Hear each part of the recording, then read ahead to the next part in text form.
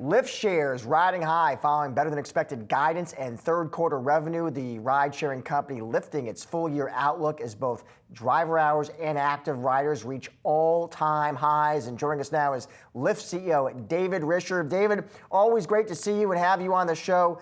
So you report, David, investors clearly like what you had to say. Your stock surged 23% in today's trade. Walk us through the results, David. What are you seeing in the business? I'm seeing customer obsession that's driving profitable growth. Excuse me. It's in a sense, it's sort of the story we've been telling for a while. I've been on the job maybe 18 months now. And the focus from the beginning is how can we obsess on our customers, our riders and our drivers? Over the last 18 months, you've seen the results. So record high rides, record high riders, record high driver hours. Even Halloween a couple days ago was just a monster of a day. Up significantly over a big Halloween last year. So I think it shows that when you pick people up fast, you price well, you do a good job, increase the service level, great things happen.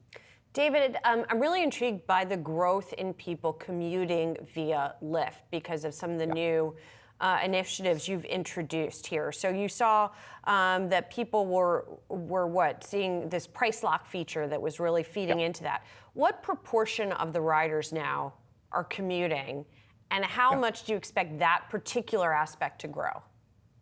So it's such an interesting thing. So first is, the answer to your question is about Monday through Friday, it's about half of our rides are commute rides. So it's a very significant thing. And you can understand why. People go to work, they come back from work, so it's 2 rides a day typically, and people do it, typically a couple, 3 days a week. So very significant part of the business.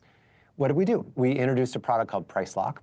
Price Lock gets rid of this just hideous, artifact of, whatever, econometric science of sort of supply-demand balancing, which pops the price up when demand is higher than supply.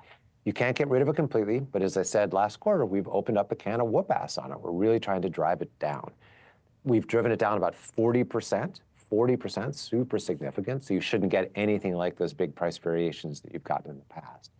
And then we allow you for about $2.99 to lock in a price. So that if the price ever bumps up against that limit, you'll never ever pay more than 13, 14, 15 bucks, whatever your average daily commute is. You put all those things together and it's a great product. We've sold about 200,000 passes already. Actually, that was back in September. We've done more since then. And people really like it. And that's just a very long way of saying if you do great service, people respond. And these are the results. David, I want to talk about competition as well, because I've spoken to some analysts who cover the space, and they'll say, listen, one issue is that Uber just has this bottom line scale advantage. They're just bigger, and they can pull levers whenever they want to. They can get promotional whenever they want to. So how, against that, David, how do you execute consistently quarter in and quarter out when you're dealing with just frankly, just a bigger competitor? Yeah. I don't think scale is an advantage for them. I really don't. And I hear this all the time. People say it, and I get the thesis, I guess. But I would also say focus is an enormous advantage. We do rideshare, and we do it really well every single day. It's what people wake up every morning and try to do better. And for all the discussion of, well, they've got all these different sort of levers they can pull, they also have all these different distractions, all these different things that can go wrong. Something goes wrong in a part of the world where we're unexposed. I'll actually put myself, our own company back in the mix. We just opened up a new partnership last week with DoorDash. It's a great partnership. It means that anyone who's a Dash Pass user can now get Lyft benefits, and Lyft riders can get Dash Pass benefits. So it's a sort of save on both. I call it 2 great tastes that go great together, like the Reese's peanut butter cup thing. Anyway, it's great. So it's wonderful for our riders and drivers, our riders in particular. People have adopted it super fast just over the last week. I encourage everyone who's listening to link their accounts. You'll get great discounts.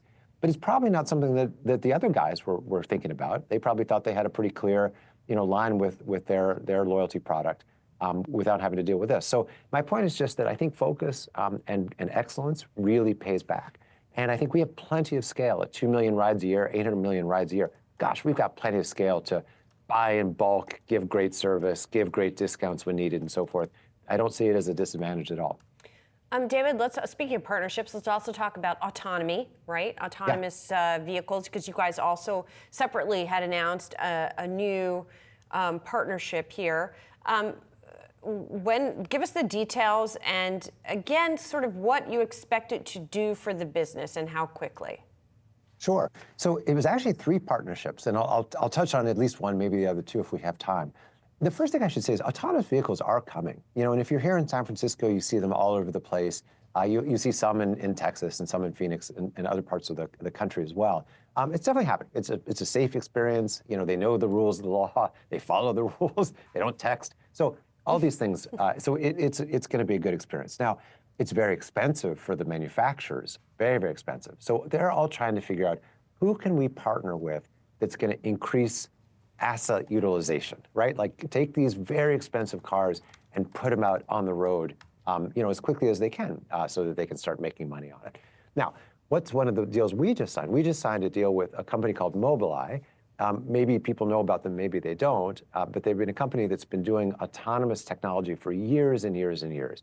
And their AV tech is already in, if you're driving a Honda or a BMW or a Volkswagen or a Ford or any number of things, lane assist, where it kind of pops you back in the lane, or adaptive cruise control, that's often their tech.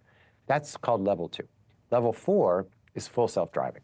And that's the deal that we just signed. As they develop full self-driving technology, and as that technology starts to show up in the next 2, 3, 4 years into the Fords of the world, let's say, it means that anyone who buys one of those cars can push a button and have that car be on our platform, right? So think of it. You can come home at night, a long day, push a button, your car goes, picks people up, drops them off, comes back the next day. And we do the fleet management, and we do the demand generation, and so on and so forth. Obviously, that's a future vision. We're super clear on that. But we're trying to build a world where, just like individual drivers today can put their asset to work, in this case, their car and their time, tomorrow, those same people can put their car to work, and they can go off and either take a nap or do another job. So that's the sort of vision we're trying to build towards, is sort of a hybrid.